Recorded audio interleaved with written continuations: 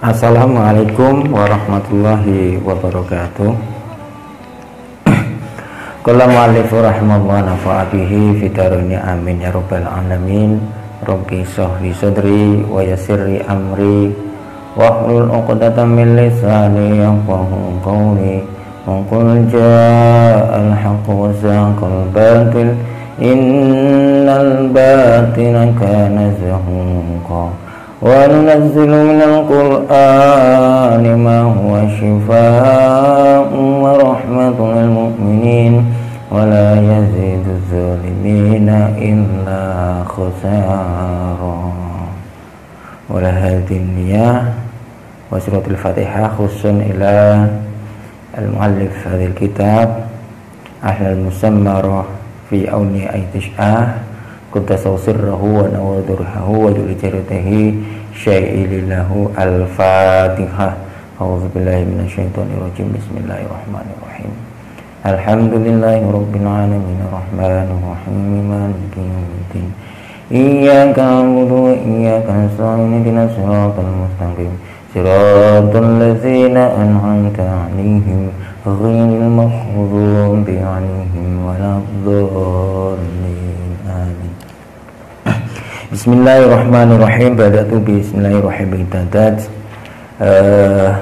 Kita akan melanjutkan pengajian kitab Ahlal Musyamarah.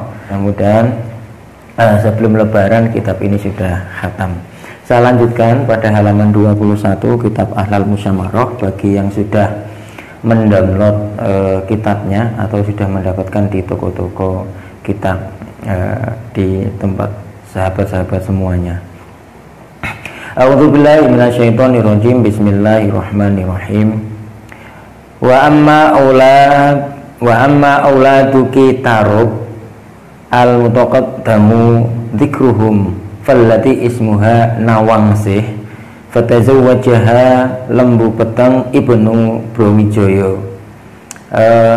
Dan adapun Kitarub ya, salah satu putra dari Raja Pajajaran. Nah, Kitarub ini memiliki seorang anak perempuan yang bernama Nawangsih.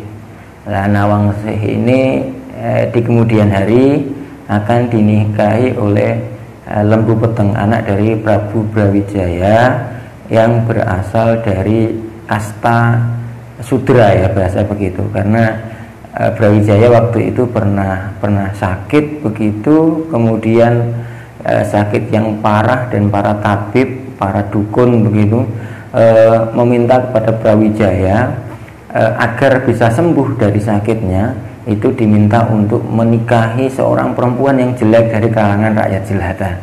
Awalnya Prabu Brawijaya merasa enggan untuk menikahi perempuan dari kalangan Sudra. Tetapi kemudian demi atau agar dia bisa sembuh begitu menurut kepercayaannya, sehingga dia mengikuti apa yang menjadi arahan dari para tabib kerajaan, sehingga dia menikahi seorang perempuan itu dan melahirkan yang namanya lembu peteng. Kemudian selang beberapa hari kelahirannya, ternyata Prabu Brawijaya malu memiliki anak yang berasal dari kalangan Sudra, sehingga anak ini diungsikan ke sebuah desa ya, waktu itu namanya Jambu apa ya kemarin agak lupa, karena banyak nama baru yang harus dihafal sehingga lupa ya. Beberapa hari kalau tidak membaca itu ternyata lupa, apalagi kalau sudah bertahun-tahun tidak membacanya kembali. Kita lanjutkan tentang cerita bagaimana Kitarub dan lembu peteng ini. Wa tusamma bi ismi suhrihi Tarub wa tawalla maqamahu wa walada lahu minha waladun ismuhu Getas Pandu. Kemudian siapa ini Kitarub gitu terkenal dengan nama istilah Tarub ya. Kemudian dia memiliki seorang putra lagi yang bernama Getas Pandu. Wa mallati ismuha Nawangsasi fatazawwajaha Raden Jaka Kondar al-mukim fi Korib Melaya min Kuro Bangkalan min Jazirati Madura. Sementara anaknya yang ketiga bernama Nawangsasi yang dinikahi oleh Raden Joko Kondar yang bermukim di daerah Melaya. Ini sebuah daerah yang berada di daerah Bangkalan Madura begitu. Wa wulidalahu minha bintani ihdahuma ismuha Asiyah wal ukhra Dewi Iroh. Dari hasil pernikahan Raden Joko Kondar dengan Nawangsasi melahirkan dua orang anak yang bernama ini tadi siapa ya, Asiyah dan Dewi Iroh begitu. Wama bintu Kitaruk allati ismuha Nawang Arum. Sementara anak yang lain bernama Nawang Arum, fatazawwajaha Raden Syakur wa huwa al-mutawalli imaratan baladi Wilotikta. Sementara anaknya yang lain yang ketiga ini bernama Nawang Arum, kemudian yang dinikahi oleh Raden Syakur yang bertempat atau kemudian menjadi Raja Wilatikta atau Temenggung Wilatikta. Ini sebuah daerah juga ya. Wilatikta dahulu ini kalau nggak salah daerah sekitar mana ya? Karena zaman Majapahit itu beberapa daerah yang masyhur itu pertama pertama itu daerah Blambangan atau daerah mana ya, sekarang itu Banyuwangi dan sekitarnya. Kemudian ada daerah anaknya Brawijaya yang bertempat di Ponorogo, yaitu Bathara Katong, menempati daerah Batang. Jadi Majapahit itu istilahnya menguasai daerah-daerah yang sebenarnya itu adalah masih keturunan-keturunannya langsung. Kemudian ada daerah misalkan daerah kerajaan Tuban, kemudian ada daerah Lasem, kemudian ada daerah mana ini ya, Blora dan sekitarnya. Ini yang disebut dengan Wilatikta ini kalau nggak salah ini ya daerah Tuban itu, daerah Tuban atau daerah kekuasaannya Ronggolawe Wilatikta ini. Selanjutnya Wataqaddama ana malika Pajajaran ismuhu Mundi Wangi lahu min zaujatihi Atsaniyah ibnun yuqalu lahu Siung Menoro. Kemudian beberapa atau bab sebelumnya bahwa Raja Pajajaran yang bernama Mundiwangi ini dari istri yang kedua begitu memiliki seorang anak yang bernama Siung Menoro, atau kalau dalam cerita atau dalam buku yang kita baca itu ada cerita tentang Siung Wanara ya. Itu sebuah cerita yang menceritakan tentang seorang pemuda yang merebut kekuasaannya dengan membawa seekor ayam. Ini Siung Wanara, nanti bisa dicari cerita tentang Siung Wanara. Wawuli dari Siung Manaro, kemudian Siung Manaro memiliki anak waladun yuqalu lahu Bambang Wecana. Ini titiknya 3 ini. Jadi yang kedua itu siapa tadi anak dari istri kedua Raja Pajajaran Mundiwangi bernama Siung Wanoro kalau dalam cerita leluhur. Kalau di sini tulis Siung Menara. Kemudian punya anak yang bernama Bambang Wecono. Wa wulida li Bambang Wecono waladun yuqalu lahu Bambang Pamengker. Kemudian Bambang Wecono memiliki anak yang bernama Bambang Pamengker.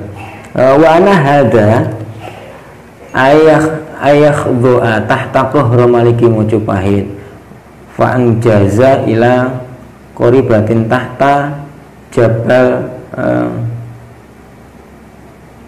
Semeru. Bambang Pamengker ini menguasai wilayah yang berada di bawah kekuasaan Majapahit, sebuah daerah atau sebuah ila qaryatin atau sebuah kampung begitu yang berada di bawah Jabal atau Gunung Semeru. Nah, ini Gunung Semeru itu berarti daerah mana ya? Semeru ini yang dekat Malang Sidoarjo itu ya, Semeru ya, daerah situ berarti sebenarnya dekat dengan ibu kota Majapahit ya, karena Majapahit yang kita kenal sekarang itu posisinya berada di Mojokerto, sementara Gunung Semeru itu posisinya berada antara Malang, Jombang dan Mojokerto, jadi sebenarnya dekat aja. Sementara gunung-gunung yang lain selain Semeru ada gunung berada di dekat Magetan, itu ada gunung apa? Gunung Lawu, kemudian di daerah Malang ada Gunung Kawi, kemudian ada lagi gunung yang dekat dengan Malang juga yaitu Gunung Arjuna. Jadi agak lumayan ini ya, ternyata rata-rata dahulu itu dekat dengan perairan, berantas atau berada di pinggir-pinggir gunung. Ini masyarakat yang berada atau masyarakat yang hidup di masa kerajaan Majapahit. Saya lanjutkan. Wa wadalahu waladun yuqalu lahu Mina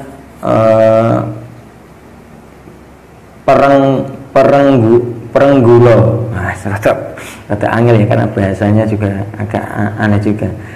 Jadi siapa tadi itu, Bambang Pamengker memiliki anak yang bernama Mina Perenggulo. Wa wulida li Mina Perenggulo waladun yuqalu lahu Mina Sembayu. Nah, kemudian Mina Perenggulo ini memiliki seorang anak lagi yang bernama Mina Sembuyu. Jadi kalau kita tidak membuat bagan ke bawah atau silsilah begitu akan susah ya mengingat nama-nama gitu.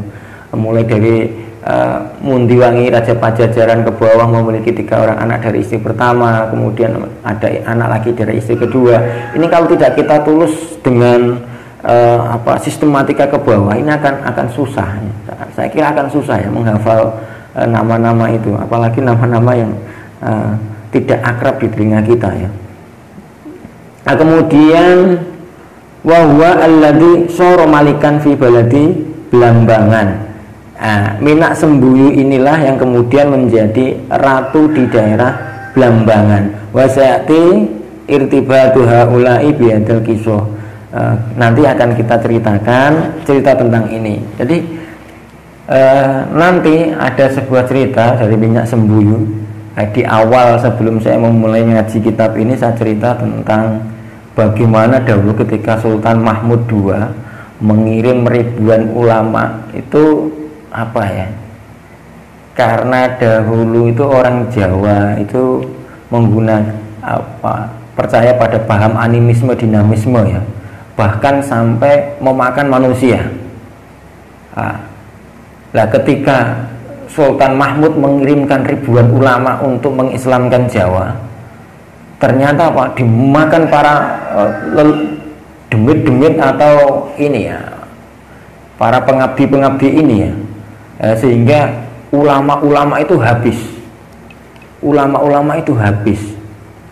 Nah, akhirnya bingung ya, ini orang Jawa ini ilmunya apa ini kok saktinya luar biasa, ulama-ulama sampai habis semua dimakan. Nah, akhirnya kemudian mengirim ulama yang ampuh begitu, ulama sakti untuk menumbangkan Jawa.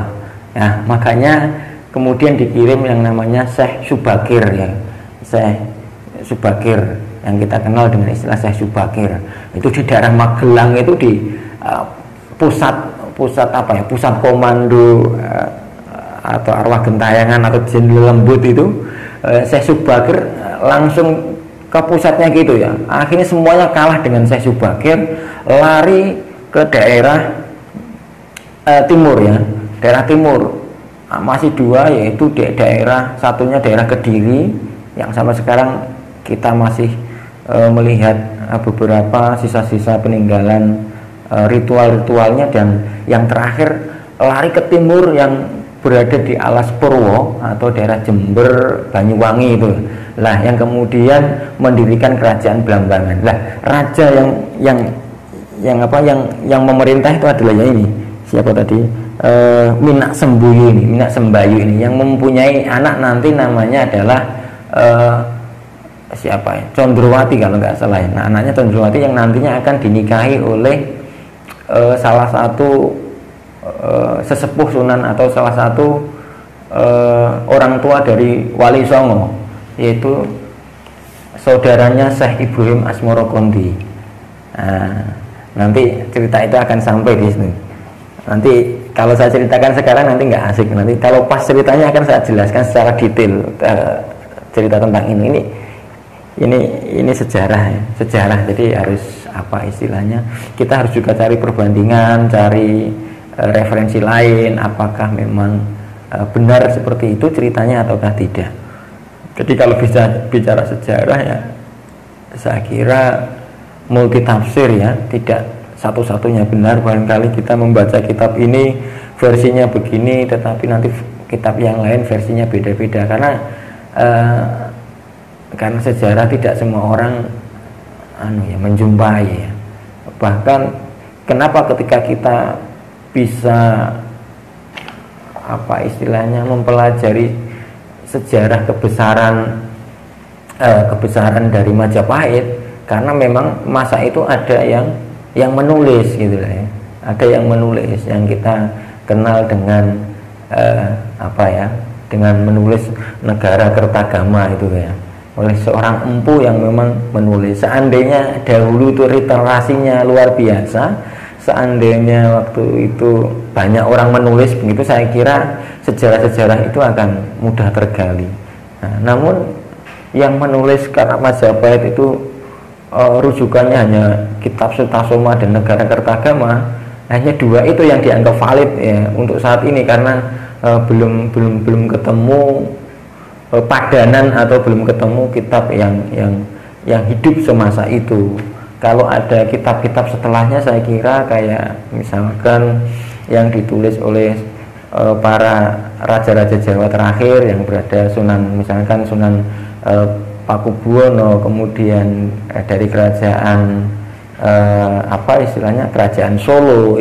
Ini adalah kitab-kitab terakhir yang menuliskan tentang sejarah masa lampau. Tetapi kalau dibandingkan dengan kitab Negara Kertagama maupun Sutasoma akan berbeda.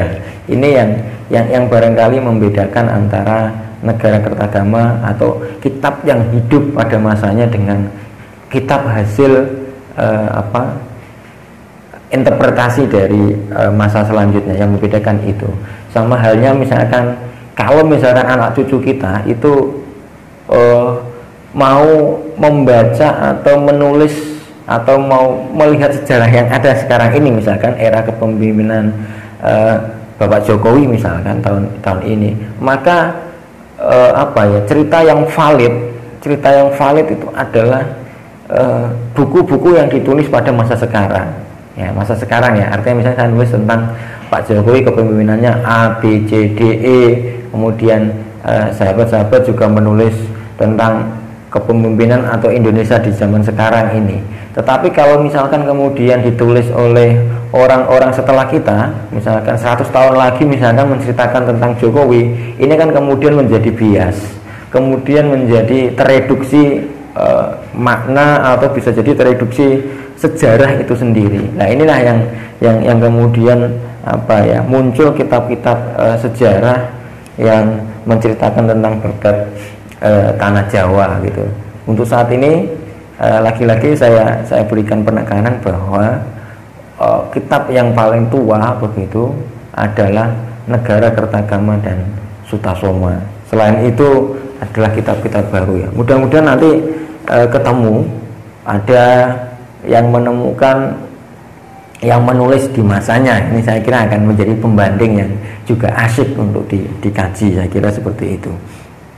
Saya lanjutkan, sahabat-sahabat.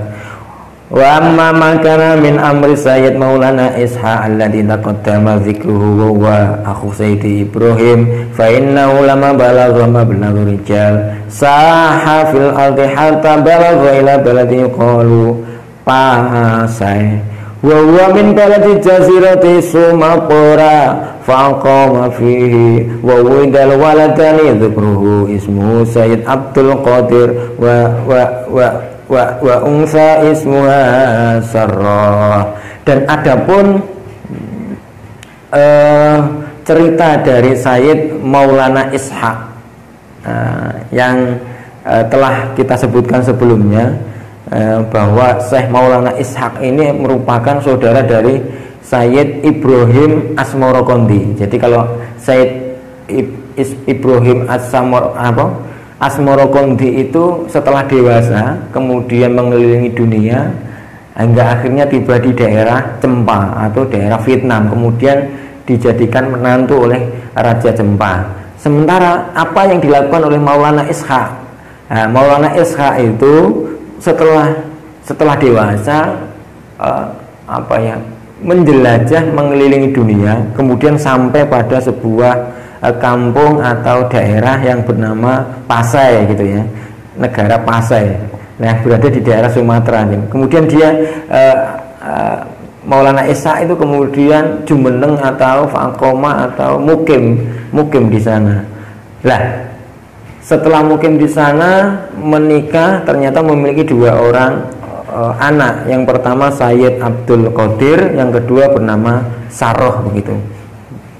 Summa safara Sayyid Maulana Ishaq ila jazirati Jawa wa taraka waladaihi inda ummihima idh kana saghiraini faraqiba safinatan li rajulin min ahli Gresik fasarat safinatu fil bahri birihin thayyibatin hatta wasalat ila Gresik.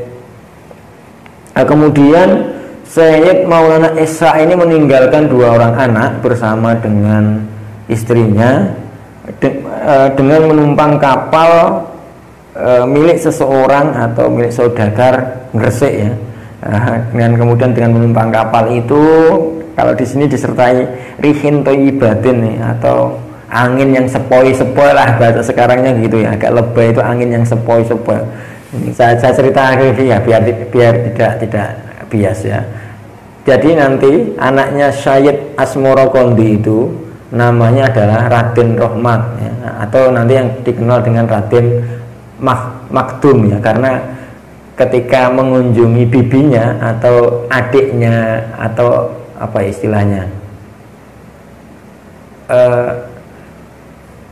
kakaknya istri itu namanya apa ya, kakaknya istri itu ipar ya iparnya itu ya. Jadi kalau istri dari Sayyid Ibrahim Asmorokondi itu namanya Condrowulan, punya kakak namanya Mertoningrum. Nah, Mertoningrum ini yang dinikahi oleh Prabu Brawijaya. Nah, kemudian anak dari Dewi Chandrawati yang menikah dengan Sayyid Ibrahim Asmorokondi bernama Raden Rohmat. Nah, Raden Rohmat ini kemudian pergi mengunjungi pergi mengunjungi bibinya atau istri Brawijaya ini. Tapi kemudian pengen ini naik kapal, ternyata apa? Kapalnya terdampar di Kamboja, yang kemudian Prabu Brawijaya itu mengirimkan Arya Bungah patihnya untuk menjemput anak dari Said Ibrahim atau Raden Rohmat. Kemudian Raden Rohmat disuruh tinggal di Majapahit, begitu ternyata tidak kerasan karena tidak ada orang yang beragama Islam. Kemudian dia sholat sendiri sehingga dikenal dengan makdum atau orang yang pertama kali istilahnya beribadah atau orang yang pertama kali sholat. Nah, kemudian ditawari oleh Brawijaya untuk kepada Raden Rahmat begitu, jangan pulang karena maksa untuk pulang ya, jangan pulang, kamu saya kasih tanah perdikan, tanah yang kamu kelola, akhirnya dikasih tanah di Ampel itu ya, Sunan Ampel. Makanya Raden Rahmat kemudian bergelar dengan Sunan Ampel kan gitu, menikah di situ ya, karena Raden Rahmat ini ternyata apa ya, ilmu tasawufnya luar biasa sekali ya. Banyak ulama, banyak sunan yang belajar ke Sunan Rahmat nanti, Raden Rahmat nantinya itu. Oke, baik, saya lanjutkan ya. Jadi antara Said Ibrahim dengan Maulana Ishaq itu memang bersaudara. Ini di halaman pertama di sini disebutkan ada tiga versi ya. Awal-awal itu apa ya istilahnya, mulai dari Said Zainuddin dan seterusnya, ini ketemu pada, tapi tidak disebutkan ya di kitab ini ya. Oh, kalau di versi pertama ini disebutkan, yaitu ke Sayyidina Husain. Nah, ini versi pertama. Nah, Sayyidina Husain ini kalau di kitab ini disebutkan itu. Kemudian di versi kedua ini tidak menyebutkan atau tidak merujuk langsung kepada Said Hasan atau Husain. Jadi versi pertama ya, karena Mbah Ndol itu memberikan versi A, B, C, tapi tidak di pokok. Kalau Husain sama, Sayyidina Husain sama. Tetapi yang berbeda itu di silsilah pertengahannya, silsilah pertengahan itu ada perbedaan. Ada yang mengatakan bahwa Asmoro Gondi itu Ibrahim dengan Maulana Ishaq itu saudara, ada yang paman dan keponakan. Nah, ada versinya yang seperti itu. Cuma di akhir ketiga pendapat itu Mbah Ndol memberikan konklusi atau memberikan prinsip itu bahwa mereka adalah dzurriyyat Kanjeng Nabi. Intinya seperti itu. Saya lanjutkan ya. Apa yang dilakukan oleh Maulana Ishaq untuk ke Jawa. Jadi ke Jawa nunut kapal orang Gresik begitu, kemudian sampai di Gresik gitu. Saya lanjutkan. Fatola ilal barri wa qoma hunaka madatan sumal dhahaba ila Surabaya wa takhala ila qaryatin Ngampel waqtal asri wa sodafa dukhuluhu fiha anna sayyidata Rahmat yusolli fil masjid. Kok hilang ini fotokopi kok nggak jelas ya scanannya ini. Fil masjidi imaman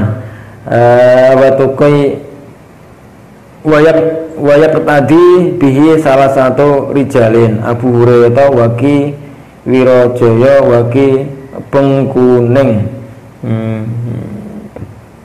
Jadi Maulana Ishaq itu kemudian sampai ke Surabaya, kemudian baru menuju Ampel. Jadi setelah tadi Raden Rahmat diberikan tanah perdikan, akhirnya mendirikan Ampel Denta ya. Nah, begitu Maulana Ishaq Maulana Ishaq sholat di situ pada waktu asar begitu. Kemudian diimami oleh Sayyid Rahmat, anak dari Sayyid Ibrahim Asmoro Gondi bersama dengan 3 orang laki-laki, yaitu Abu Hurairah, Waki Wirajaya dan Ki Bengkuning.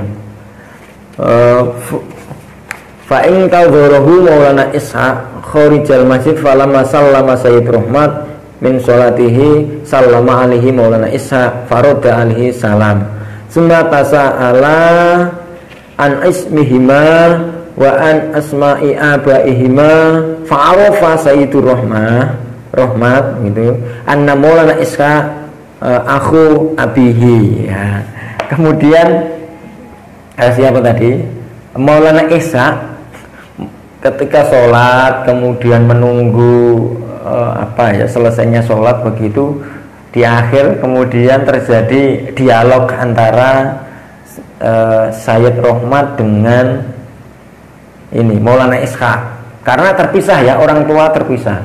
Yang orang tuanya Sayyid Rohmat itu berada di Cempa, berada di Vietnam, sementara Maulana Ishaq itu bermukim di Pasai. Pasai sekarang ini mungkin daerah Aceh sekitarnya situ ya. Nah, begitu terjadi dialog antara keduanya, menanyakan tentang bapaknya siapa, aslinya dari mana. Kemudian Sayyid Rohmat tahu bahwa Maulana Ishaq itu ternyata saudara kandung dari ayahnya ya, atau saudara dari Sayyid Ibrahim Asmorokondi ya. Begitu, ini ternyata lama terpisahkan, kemudian bertemu di situ ya. Faqala Maulana Ishaq annaka idzan waladi li ana abaki akhi. Kemudian saya Maulana Ishaq menyebut, kamu berarti anakku karena kamu anaknya saudaraku. Semua qala Sayyid Rohmat annahu lam yujadu fi hadil jazirah muslimun illa ana wa akhi Sayyidi Raja Pendito wa sahabi Abu Hurairah fanahnu awal muslimin fi jazirati Jawa. Faqala Maulana Ishaq sammaituka idan Sunan Maktum wa inna ma sammaituka bisunan liannaka imamun muqaddamun wa sammaituka bimaktum liannaka tataqaddama ahla Jawa bil Islam, gitu ya. Ternyata kalau di sini disebutkan Raden Rohmat menceritakan, saya di Jawa itu tidak ada orang lain yang Islam begitu. Saya termasuk orang yang pertama bersama dengan 3 saudaraku ini. Jadi Sayyid Rohmat, Raja Pendito, dan pembantunya yang bernama Abu Hurairah, yang 3 orang yang diselamatkan oleh Patih Arya Bunga ini, yang dibawa ke Mojopahit. Nah, atas dasar cerita itu kemudian Maulana Ishaq memberikan lakob atau memberikan apa ya istilahnya, memberikan nama ya, nama dengan sebutan Maktum, karena dianggap beliau adalah sebagai imam pertama dan orang Islam pertama di tanah Jawa. Nah, ini jadi kalau menurut versi kitab ini bahwa kalau ada pertanyaan dari Bapak Ibu guru, siapa orang Islam pertama yang bermukim di Jawa? Nah, jawabannya adalah Raden Rohmat ya, atau Sunan Ampel gitu ya. Ini yang pertama. Yang pertama ya memberikan gelar lah istilahnya. Jadi banyak cerita, banyak apa ya? Contoh kita kalau misalkan membaca atau memperhatikan cerita dari cerita rakyat di kampung saya, daerah Pati, itu ada cerita Syekh Jangkung atau siapa ya? Saritin. Itu nama sebuah daerah atau nama sesuatu itu dikaitkan dengan cerita atau keadaan tertentu.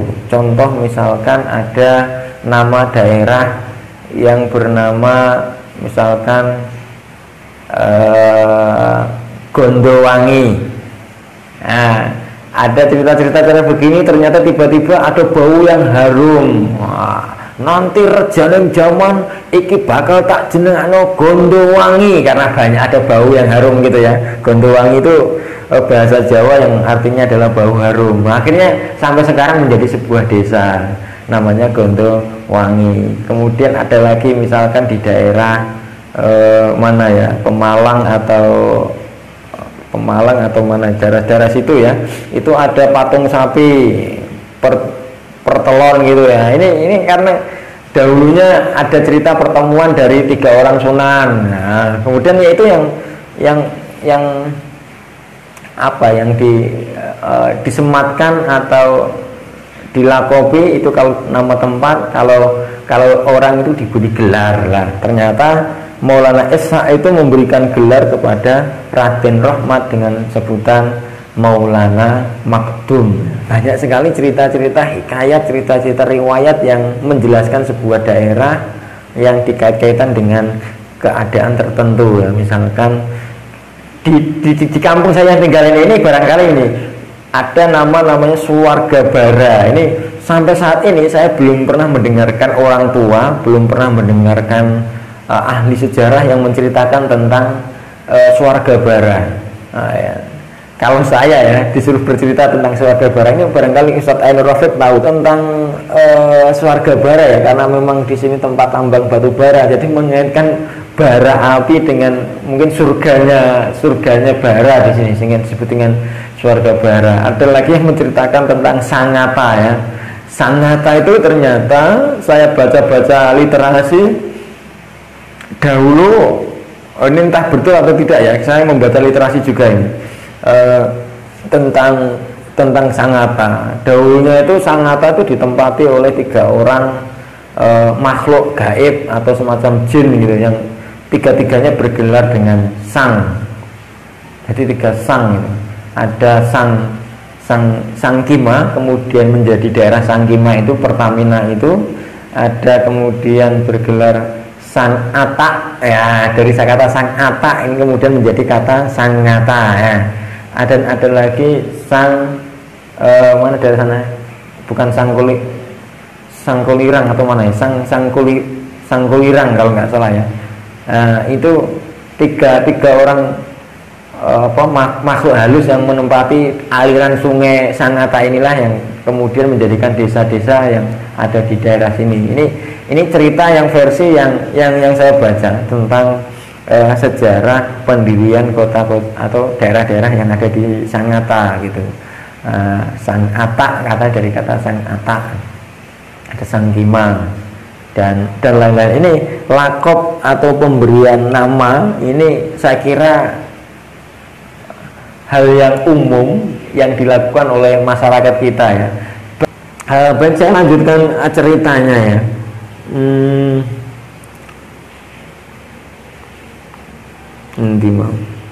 Falam yazal Sayyid Rahmat yad'un nasa ila dinillahi ta'ala wa ila ibadatihi hatta ittiba'ahu fil islami jami'u ahli Ampel wa mahaulahu wa ghasaru ahli Surabaya. Nah ini yang tinggal di Surabaya ini kayaknya ada ini jamaah yang dari Surabaya ini. Ternyata Surabaya Islamnya berasal dari Ampel. Ampel ya Surabaya ya. Iya. Saya sekali ke Ampel, tapi karena waktu itu belum ada Android, jadi saya belum tahu menentukan posisi Ampel itu di sebelah mana. Nah, ternyata berasal dari situ. Ketika Sunan Sayyid Rahmat mengajak kepada orang-orang untuk untuk menyembah Allah dan beribadah kepadanya gitu ya. Akhirnya sedikit demi sedikit akhirnya penduduk Ampel itu akhirnya pada masuk Islam, dan semua penduduk Surabaya akhirnya nantinya akan Islam dengan sendirinya ya. Ini berkat Raden Rahmat. Wa ma zalika illa bi husni mau'izatihi wa hikmatihi fid da'wati wa husni khuluqihi ma'an nasi wa husni mujadalatihim iyahum imtithalan liqaulihi ta'ala ud'u ila sabili rabbiki bil hikmati wal mau'izatil hasanati wajadilhum billati ya ahsan al ayah. Jadi ini dakwah ini penting yang dilakukan oleh Raden Rahmat ya. Dakwah yang dilakukan Raden Rahmat adalah dengan mau'izatil hasanah wajadilhum billati ya ahsan. Ini yang barangkali bisa jadi inspiring bagi para dai ya, yang betul dai. Ini kata Mbah Samir, saya kadang kalau ngomong dai itu disalahkan. Loh kok bisa salah? Ya, kalau yang benar itu dai. Kalau dai itu penyakit gitu. Salah penekanan huruf aja sudah salah. Yang betul dai bukan dai ya. Kalau dai ya penyakit. Ya, ternyata menggunakan pendekatan mau'idul hasanah.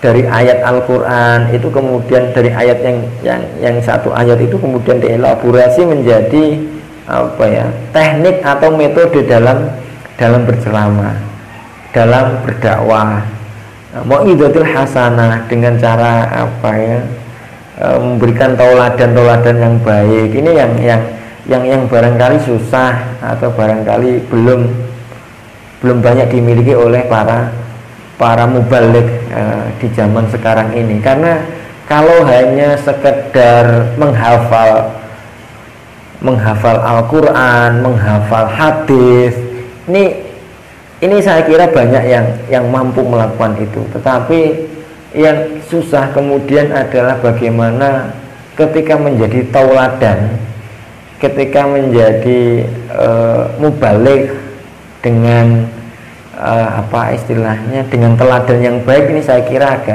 agak susah ya. Contoh misalkan kalau sahabat-sahabat sekalian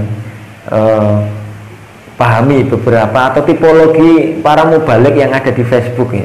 Tipologi di Facebook ada yang tipenya kalem gitu ya, kalem. Ada yang tipologinya itu apa ya, attacker ya, penyerang lah. Jadi saya sempat melihat itu agak gimana gitu ya. Ya boleh-boleh aja metodenya, tapi kurang pas kalau mengartikan ayat ini. Contoh misalkan ada sebuah hal yang berlaku dalam masalah kita yang sudah lama dan turun-temurun. Misalkan contoh kemarin yang terakhir ya, yang agak rame dan viral itu adalah kata imsak.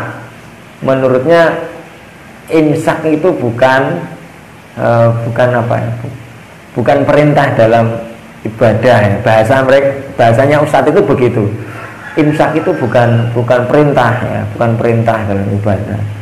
Ya memang imsak itu memang bukan ibadah, tapi imsak itu menjadi sebuah apa ya, bagi kita ya, menjadi sebuah brand ya, menjadi sebuah brand atau tren begitu untuk menghentikan makan sahur, digunakan istilah imsak gitu. Ada yang imsak dengan cara berteriak-teriak melalui colong-colong di masjid, imsak begitu. Kalau di kampung saya sukanya mendengar radio, itu kalau imsak itu bunyi sirine, imsak. Di Sangatta ini saya tidak mendengar apa ya, tipologi yang khas di Sangatta ketika memberikan kata imsak. Hanya apa ya, kalau saya dengarkan itu hanya tarhim ya, tarhim atau bentuk kalimat sebelum masuk ke azan. Jadi enggak, masyarakat awam itu tidak mengetahui apakah ini sudah imsak atau belum. Tahu-tahu azan gitu ya. Kalau di kampung saya dulu itu ketika ada sirine, bahkan di masjid itu ya, takmir masjid itu membawa radio di setel ketika bunyi apa ini, imsak gitu ya. Nah, itu cara, dan itu sudah apa ya, sudah menjadi kesepakatan yang barangkali bertahun-tahun yang sudah disepakati oleh banyak orang di Nusantara dengan menggunakan kata imsak begitu. Tiba-tiba itu diserang. Ini kan kurang asik ya, kurang asik. Saya kira kurang asik ya. Tiba-tiba orang apa ngertinya itu tiba-tiba langsung diserang secara frontal, ini kan kurang asik. Boleh saya kira misalkan itu bukan sebuah dogma agama, boleh mengatakan itu boleh, tetapi gunakanlah hal-hal yang santun, gunakan apa ya, pelan-pelan gitulah ya, pelan-pelan. Kalau misalkan itu menurut versi Ustadz tadi itu memang benar ya, boleh-boleh saja ya. Tetapi ketika dengan menggunakan istilah yang keras, mengartikan begini atau tafsir begini, kemudian tafsir yang itu yang salah, ini yang kemudian kurang pas. Ini yang sering kita dapatkan di era sekarang ini ya. Ya, modelnya sama kayak seperti saya begini ya, membaca begini kemudian meyakini bahwa yang saya baca ini yang benar ya, mutlak benarnya ini yang kurang pas.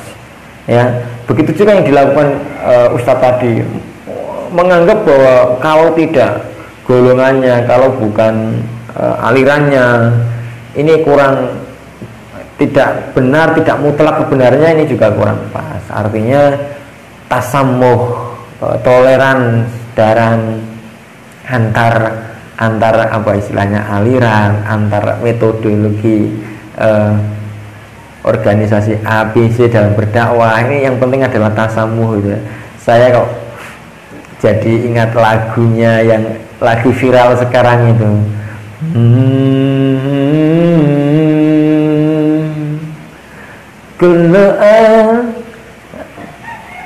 apa ya, saya liriknya nggak terlalu lama.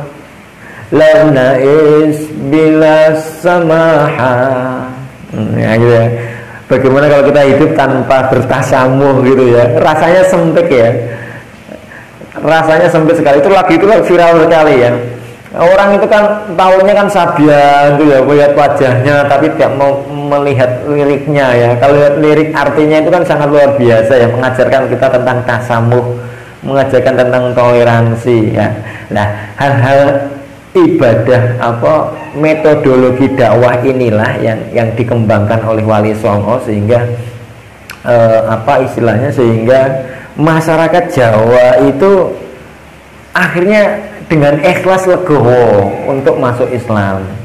Nah, ini ya, ini yang perlu kita pelajari, teknik-teknik berdakwah yang apa ya, mauidhatil hasanah wa jadilum billati ya ahsan, dengan hal-hal yang kebaikan, dengan mauidhah hasanah, teladan yang baik. Ini saya kira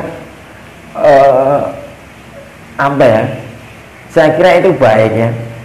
Kalau enggak ya, saya kira akan susah memasuki Jawa yang apa ya, Jawa itu unik. Kenapa saya katakan unik? 350 tahun dijajah Belanda itu aja loh, tidak menggunakan bahasa Belanda, tetap bahasa Jawa. Kemudian memiliki kerajaan yang hampir menguasai sepertiga dunia yang bernama Majapahit. Ketika apa ya, Kubilai Khan, anak keturunan dari Genghis Khan yang mengalahkan atau memporak-porandakan Timur Tengah dan bahkan sampai Eropa ya. Ini kan kerajaan Mongol. Ini kan akhirnya takluk dengan Jawa ya. Jadi sejarah Jawa ini kan sangat luar biasa sekali. Kalau misalkan orang Jawa itu misalkan Adigang, Adigung, Adiguna, Jumawa begitu dengan kebesaran leluhurnya, saya kira akan susah. Pendakwah dari manapun meluluhkan agama nenek moyang Jawa akan susah, karena kuat sekali Jawa ya. Jawa sekali akan kuat. Makanya muncul bahasa-bahasa yang kemudian diserap atau kemudian kalau dalam bahasa Indonesia itu diberi nama penyempitan arti ya, penyempitan makna. Contoh misalkan begini, dahulu itu raja-raja Jawa itu ketika apa ya, menyebut dirinya itu kan kata engsun. Kita kalau mengartikan engsun itu hanya khusus untuk menyebut nama Allah ya. Misal contoh pada kalimat begini,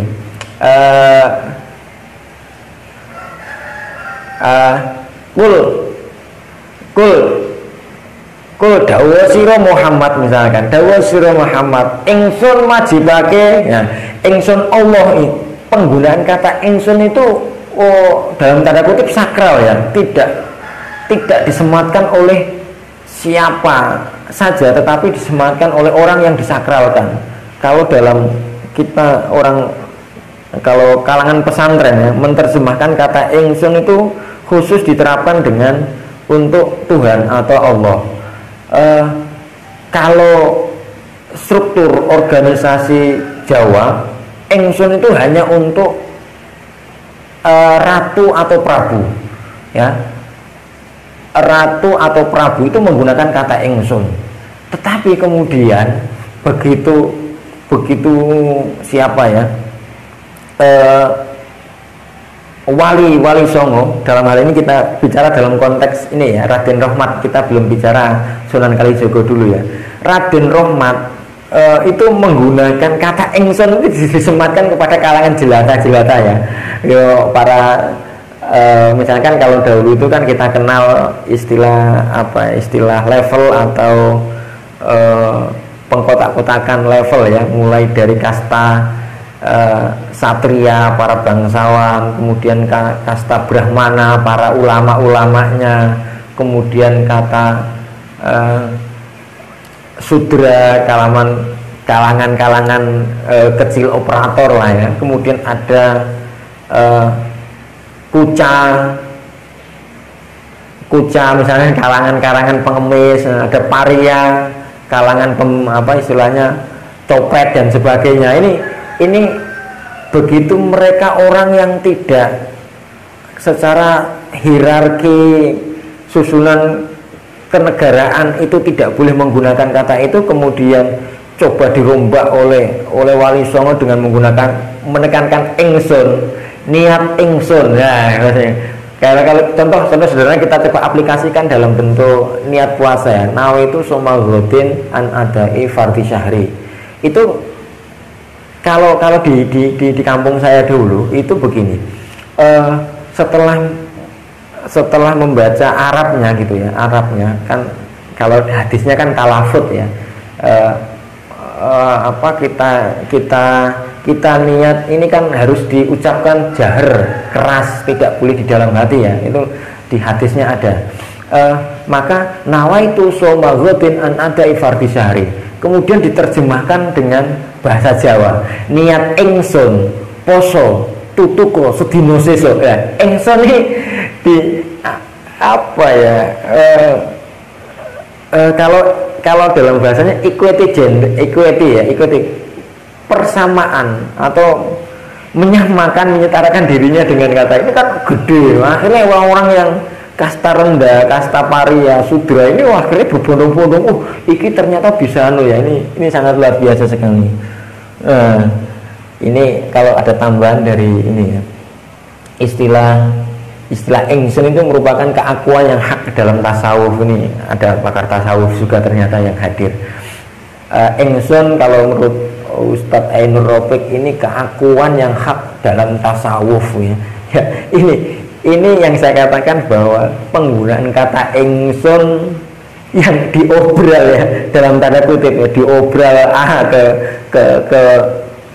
ke golongan sudra, paria, kuca, itu akhirnya mereka dengan cepat sekali begitu ya.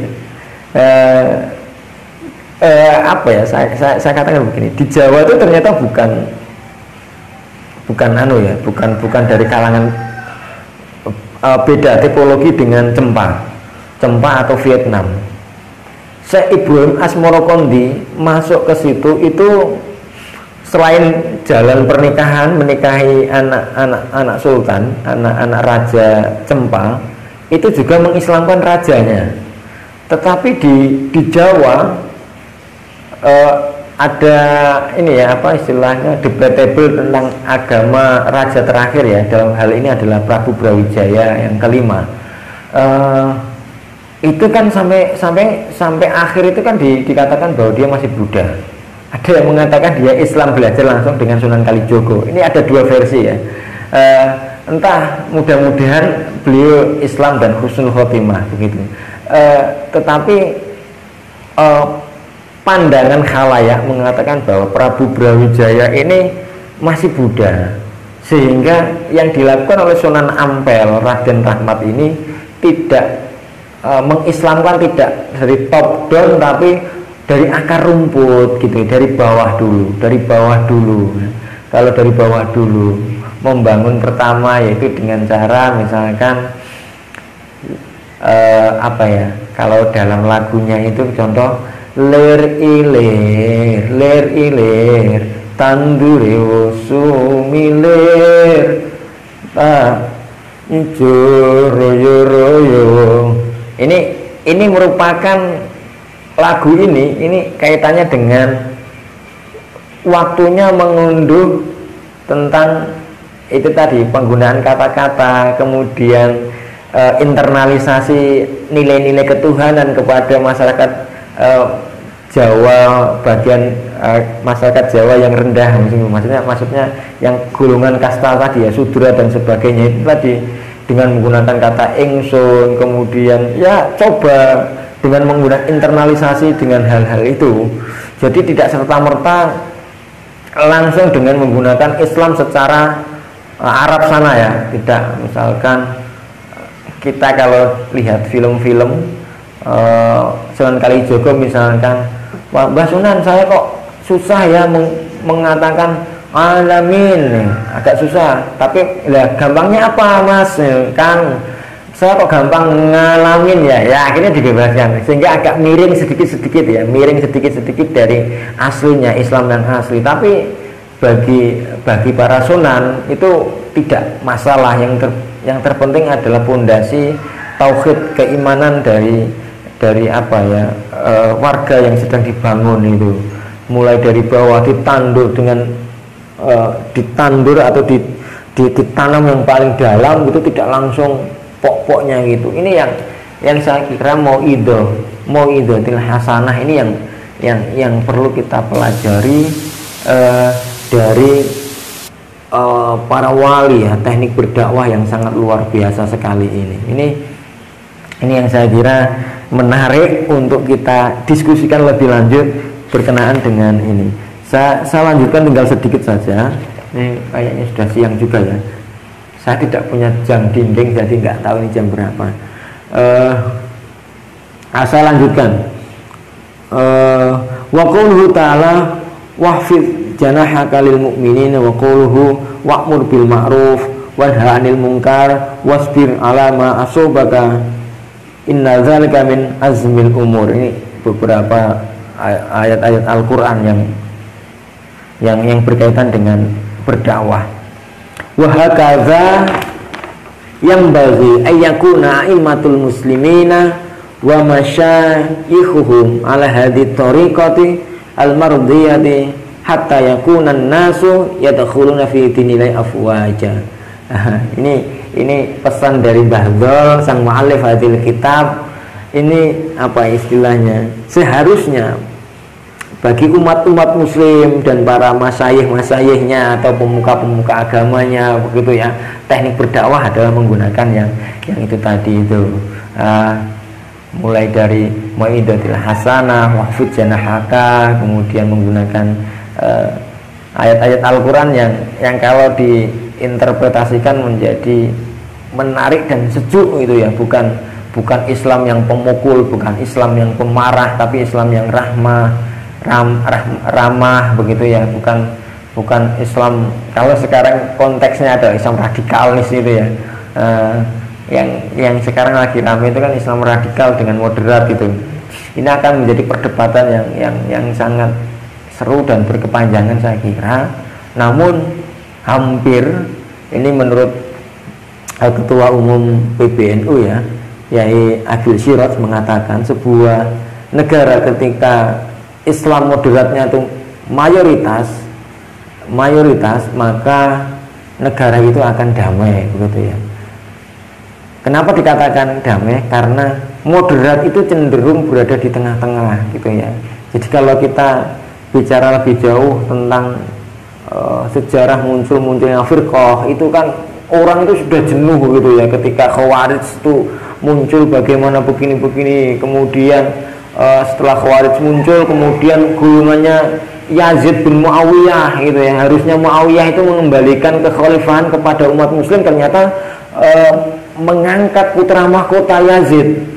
Lah, Yazid melegitimasi dirinya ini dengan ayat-ayat politik ya. Ini pertama yang menggunakan ayat politik ya, Yazid bin Muawiyah itu ya, menyerang Ali ya, Ali dan keluarganya, Hasan, Husain, Sayyidina Husain dibantai di Karbala, Hasan yang orangnya zuhud, tidak mau terjun ke dunia politik, akhirnya bisa ditumbangkan, bisa dikalahkan oleh Yazid yang menggunakan ayat-ayat politik ini. Makanya nanti sebentar lagi kita akan mendengarkan ayat-ayat itu.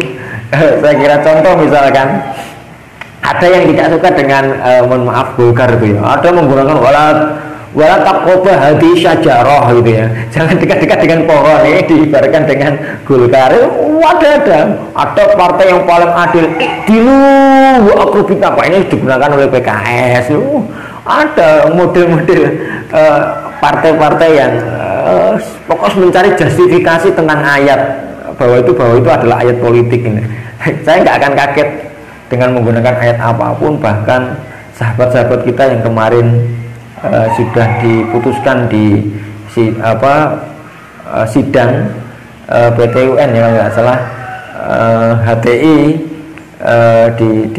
istilahnya HTI dibekukan begitu. Itu kan suka menggunakan dalil-dalil Al-Quran. Ini yang saya katakan ayat-ayat politik. Saya nggak kaget karena Yazid bin Muawiyah orang yang pertama kali menggunakan ayat ini sebagai ayat politik ini ya. Nggak kaget ini. Apalagi ini sudah masuk mulai tahun politik ya, 2018 ini ada pilihan gubernur dan pilihan bupati serentak. Ini kira-kira kalau yang mendukung ini nanti akan menggunakan ayat-ayat ini, kemudian yang mendukung partai itu akan menggunakan ayat-ayat itu. Ini hanya bentuk justifikasi bahwa rata-rata ada yang jualan agama, kemudian ada yang jualan nasionalisme, ada yang jualan Pancasialis. Itu hanya jualan saja sebenarnya, hanya menjustifikasi dirinya seperti itu. Tapi jangan-jangan partai-partai ataupun itu belum tentu bahwa mereka adalah representasi dari itu ya. Hanya jargonnya saja diambil, tetapi nilai-nilai nilai-nilai yang seharusnya ada pada partai itu malah tidak ada. Ini yang mudah-mudahan itu bisa diperbaiki oleh sahabat-sahabat yang aktif di beberapa partai politik begitu. Sahabat-sahabat, hadirin-hadirin yang berbahagia, itu barangkali diskusi singkat, barangkali ada kesalahan saya dalam menyebutkan nama, khususnya pengejaan nama ya. Tadi saya mengatakan ada Bambang Pamengker, ini kan agak susah sekali atau mungkin kurang pas aksentuasinya atau lafadznya. Kalau salah mohon diingatkan di kolom komentar, sehingga bukan saya mengingatkan saya secara pribadi, tetapi sebagai bentuk pembelajaran kita bersama tentang konsep-konsep kalau ada kesalahan konsep ya, khususnya ini ya. Saya akhiri, mohon maaf karena ini kita harus selesai. Mudah-mudahan besok dan nanti malam kita lanjutkan dan kita mendapatkan keberkahan dari ngalap atau membalah kitab Ahlul Musyamarah karangan dari Mbah Ndol Senori Tuban ini. Dan juga kita berdoa bersama mudah-mudahan puasa kita hari ini dan seterusnya diterima Allah Subhanahu wa taala. Amin Allahumma amin. Dan tahun-tahun mendatang kita akan bertemu dengan Ramadan lagi, itu harapan kita, sehingga Ramadan tahun ini yang kita rasa amal kita masih belum maksimal, masih bisa kita revisi lagi di tahun-tahun mendatang gitu. Amin Allahumma amin. Saya akhiri, wallahul muwaffiq ila aqwamit thoriq. Assalamualaikum warahmatullahi wabarakatuh.